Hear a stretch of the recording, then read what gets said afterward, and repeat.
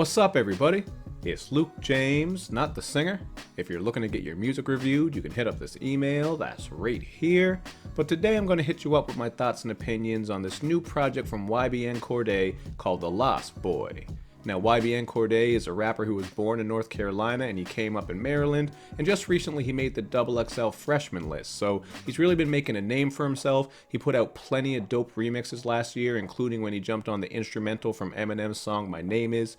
He has just shown a lot of potential, and out of the new up-and-coming artists, he was one of the ones that I was really watching for. So once I saw that this dropped, I was actually pretty excited to check it and to see where he was going to go. And while I don't consider this to be album of the year like so many people on social media have been saying, people have just been praising this as the greatest thing ever, which, you know what, if that's how you feel, I can respect that. Support the artist you like. I don't really feel that way, but I still think that this was a nice way for him to begin. Really sounds like there's a lot of different things he can work on to sound even better, and one of those main things is just coming up with a more original and unique style, because the whole time I was listening to this, I was just reminded of so many artists that are in the game right now. Right from the intro track, Wintertime, he sounds a lot like J. Cole. You're getting this soft and jazzy beat as he works some singing and rap styles that are very similar to J. Cole in my opinion. And I picked up on this aesthetic again on some of the other tracks, including Way Back Home and 1,000 Words. Again, it's that soft singing style and some of his production choices that really remind me of J. Cole. I think even his flows, schemes, and straightforward approach is much like Cole. And I would say that 1,000 Words is actually one of the standouts to me. I did like the themes on this track as he was speaking on people's addiction to social media and cell phones, because we see that shit all the time. We all fall victim to it. Sometimes I'm on my phone way too much and I know I shouldn't be. So this is a young guy who does have a lot of insight and a lot of ideas to speak on. He certainly is a thinker, and I do see what he was trying to do on this project. But the other thing is on the song Thanksgiving, this one I did kind of like. It's very smooth and warm. Here he's speaking about bringing a girl home to his family to meet them, and things aren't really going right in that relationship. Just a very nostalgic feeling to this song, as he does speak a bit about how that relationship is going and what's going on with his family around Thanksgiving time. But on this song, man, he really sounds like Drake, man. You're lying to me if you're telling me that you listen to some of these verses, especially that first one, and you don't hear the Drake influence, which is fine, man. Every rapper has influences and rappers they look up to, but I just find too often on this project, I'm reminded of all these other big name artists, and for me personally, that does kind of take away from the project, because I want to hear something a bit more unique, especially from a new up-and-comer. But regardless, you're going to even hear some Logic inflection on the generic Ty Dolla assisted joint Way Back Home. I don't know, man. I feel like to some people, this is probably their dream MC. It's like going to Build-A-Bear and putting a bear together, except you're making an MC. You know, you want vocal styles from this guy, rap styles from this guy, the aesthetic of this guy.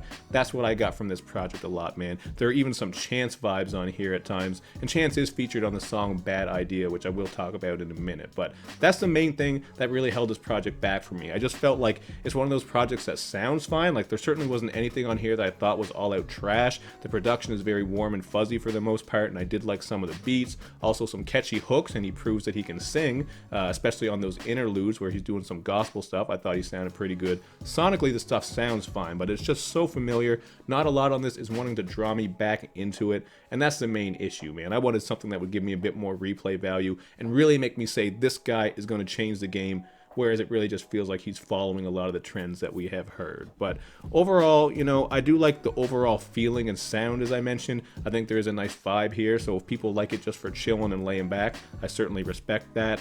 But a lot of the content here is that very typical come-up story, and there are some pretty simple lines on here, man. I've seen a lot of people talking about how he's like the best lyricist out now, he's changing the game with his bars and no one is touching him. But if you feel like that, I feel like maybe there's some artists that you're missing out on, because there are plenty of better rappers out there than this. I mean, of course, this is all opinion. However you feel is the way you feel, but there were some bad lines on here, like, I'm on target like a Brady pass, I was lost like Dory, but I'm finally found. And on Bad Idea, which I mentioned earlier, featuring Chance, he says he's praying to get lucky like Daft Punk.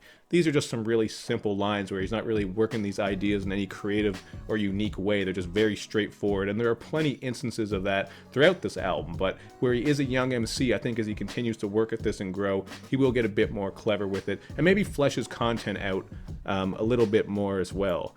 Now, another thing I did notice on Bad Idea is that the instrumental is basically a lighter and worse version than Scarface's classic song On My Block. But as someone who's not a huge Chance fan, especially if you saw that last review where his album is just really one of the worst of the year, check it out if you didn't see that review yet, I think Chance was actually decent on here, man. This was probably better than what he was doing on that whole other album. I like that line where he says, "Confused where all my art went, monsters in a quiet place, some of these decisions is like Sharpie on a dry erase." I thought that was pretty clever, man. He's just mentioning that movie Quiet Place and also speaking on how sometimes when you make decisions, that shit sticks. You can't erase it like a damn Sharpie. You might know what that's like, man. I remember one time one of my boys fell asleep back in the day. This would have been in high school when we were extra immature, and we took a Sharpie and we drew like dicks all over his face, man, all over his arm. We were just clowning, man. We were all lit up. We were drinking. I don't know what it was, but he's pretty pissed off when he woke up, man. I remember he had to wash that shit forever. I remember he came to school and some of it was still there. Like, obviously he got rid of most of it. He wasn't walking around school with dicks on his face,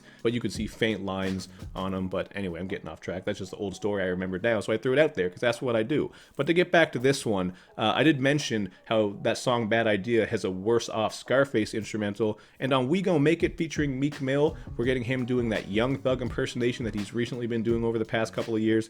I'm not a fan of it. Maybe you do like it when Meek Mill is doing that kind of screechy auto crooning. And this beat is basically the great value version of This Can't Be Life. So again, like, I know that I'm a self-admitted nitpicking critic, say that 10 times fast, but just as I'm listening through this album, I'm reminded of too many things. Some of these instrumentals are using familiar samples, some of them sound like songs I heard before, then the way that he's rapping and singing and that straightforward approach to his content, that sounds very familiar. This is the main takeaway from this project for me. Not saying it's bad. I know some people are going to get upset because a lot of people are loving this album. I'm not hating on it. I'm just saying all these things I'm saying. I think a lot of people will see where I'm coming from, man. I just think, this is his first full album as far as I know. I don't know if he's done some other tapes or whatever, but, it just feels like the first stepping stone for him. I think all the potential in the world is there. Like, he's got a very high ceiling, but it's kind of like a rookie coming to the NBA. You know what I mean? Sometimes shit doesn't go that great in the first season or the first couple of times, but then you see that potential, you know how far they can go, and they get even better. So we'll see what happens with this. I'm pretty sure I'm actually in the minority on this, so fuck what I'm saying. I'm sure a lot of you guys love it. You'll let me know in the comments section. But there are still some great moments on here that I do like, so, I'm not completely discrediting this project.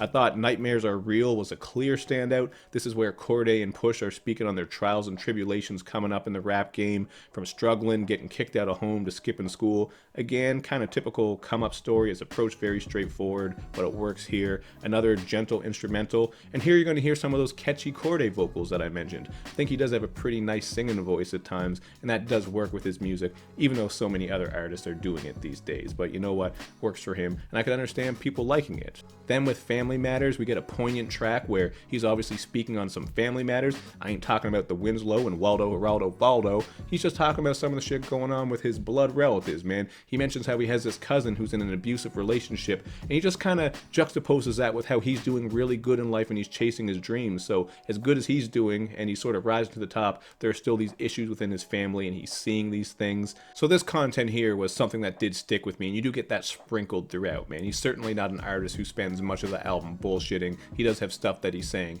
I just feel like it could be polished a bit more, maybe approached in a more interesting way. The concepts could be tighter. That's just how I feel. But again, there are moments with the bars that might not go over too well with people, like when he raps about being the savior of rap who's smarter than a Harvard student and how he's here to put an end to the garbage music. He's not the only one to boast like this. Rappers do this all the time, but just this idea that he's going to save the game and hip-hop is in such a garbage place right now and it's terrible and he's going to save it, I just think that's short-sighted, man. There have been so many great albums this year, artists who are really fleshing their content out more than what he's doing on this album anyway, more interesting concepts and ideas. You can just check my mid-year top 10 for some of these projects that I'm talking about. But there's also a moment on Lost and Found when he refers to XXXTentacion as this generation's Tupac, which to me is just ridiculous. I know he's not the first one to say it. I get this idea that he was shot and killed. I get those sort of parallels. But musically and impact-wise, I just think that is a total exaggeration. That's just my opinion. I don't agree with that at all, but whatever.